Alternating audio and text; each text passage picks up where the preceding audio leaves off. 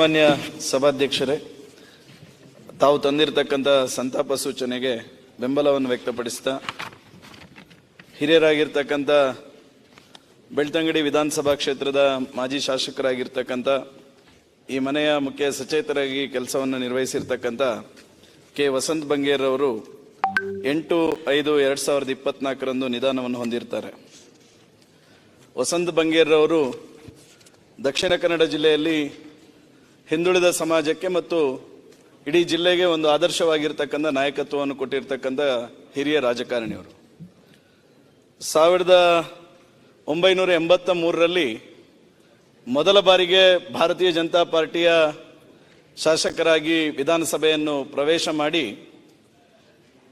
ಆ ಸಂದರ್ಭದಲ್ಲಿ ಭಾರತೀಯ ಜನತಾ ಪಾರ್ಟಿಯ 16 ಜನ ಶಾಸಕರುಗಳ ಪೈಕಿ ಅವರು ಒಬ್ಬರಾಗಿದ್ದರು. 18 ಶಾಸಕರ ಪೈಕಿ ಒಬ್ಬರಾಗಿದ್ದರು. ಎರಡನೇ ಅವಧಿಗೆ 2 ಜನ ಭಾರತೀಯ ಜನತಾ ಪಾರ್ಟಿಯ ಶಾಸಕರು ಈ ಸದನದಲ್ಲಿದ್ದರು. ಮಾಜಿ ಮುಖ್ಯಮಂತ್ರಿಗಳಾಗಿರ್ತಕ್ಕಂಥ ಹಿರಿಯರಾಗಿರ್ತಕ್ಕಂಥ BS ಯಡಿಯೂರಪ್ಪನ ಅವರು ಮತ್ತು ವಸಂತ್ ಬಂಗೇರರು ಇಬ್ಬರೇ ಶಾಸಕರಾಗಿ ಈ ಮನೆಯನ್ನು ಭಾರತೀಯ ಜನತಾ ಪಾರ್ಟಿಯ ಮೂಲಕ ಪ್ರತಿನಿಧಿಸಿದ್ರು. ಪ್ರಾಯಶಃ ಒಂದು ಕ್ಷೇತ್ರದಲ್ಲಿ 3 ಪಕ್ಷದಿಂದಲೂ ಶಾಸಕರಾಗಿರ್ತಕ್ಕಂಥ ಕೀರ್ತಿ ವಸಂತ್ ಬಂಗೇರಿಗೆ ಸಲ್ತದೆ.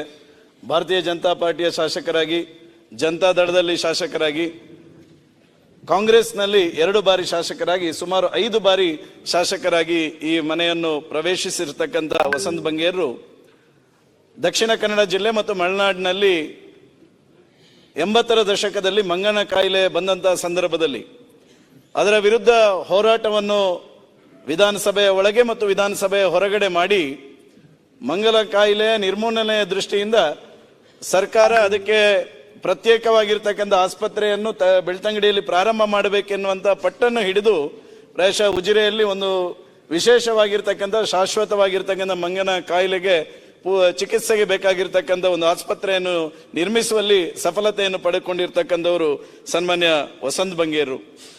ತುಳುವಿನ ಬಗ್ಗೆ ಅತೀವವಾಗಿರ್ತಕ್ಕಂಥ ಪ್ರೀತಿ ಮತ್ತು ಅದರ ಬಗ್ಗೆ ಪ್ರೋತ್ಸಾಹವನ್ನು ಮಾಡಬೇಕೆನ್ನುವಂಥ ನಿಟ್ಟಿನಲ್ಲಿ ಮೊದಲ ಬಾರಿಗೆ ವಿಧಾನಸಭೆಯ ಪ್ರವೇಶ ಮಾಡಿದಂತಹ ಸಂದರ್ಭದಲ್ಲಿ ತುಳುವಿನಲ್ಲಿ ಪ್ರಮಾಣ ವಚನವನ್ನು ಸ್ವೀಕಾರ ಮಾಡಿರ್ತಕ್ಕಂಥ ಕೀರ್ತಿ ಇದ್ರೆ ಅದು ಸನ್ಮಾನ್ಯ ವಸಂತ್ ಬಂಗೇರಿಗೆ ಸಲ್ತದೆ ಎನ್ನುವಂಥದ್ದನ್ನು ಈ ಸಂದರ್ಭದಲ್ಲಿ ಹೇಳ್ತೇನೆ.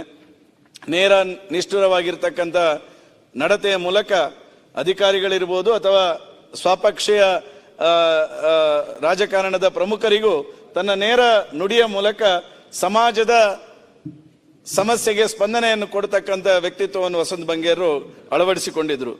ಪ್ರಾಯಶಃ ವಸಂತ್ ಬಂಗೇರರು ಕೇವಲ ರಾಜಕಾರಣ ಮಾತ್ರ ಅಲ್ಲ, ಚಲನಚಿತ್ರದ ವ್ಯವಸ್ಥೆಯಲ್ಲೂ ತುಳು ಚಲನಚಿತ್ರ ರಂಗದಲ್ಲಿ ಸಂಗಮ ಸಾಕ್ಷಿ ಎನ್ನುವಂತ ಒಂದು ಚಲನಚಿತ್ರಕ್ಕೆ ನಿರ್ಮಾಪಕರಾಗಿಯೂ ನಮ್ಮ ಜಿಲ್ಲೆಯ ತುಳುವಿಗೆ ಶಕ್ತಿಯನ್ನು ತುಂಬತಕ್ಕಂಥ ಕೆಲಸವನ್ನು ಮಾಡಿದ್ದಾರೆ ಎನ್ನುವಂತ ನೆನಪನ್ನು ಈ ಸಂದರ್ಭದಲ್ಲಿ ಮಾಡ್ತೇನೆ.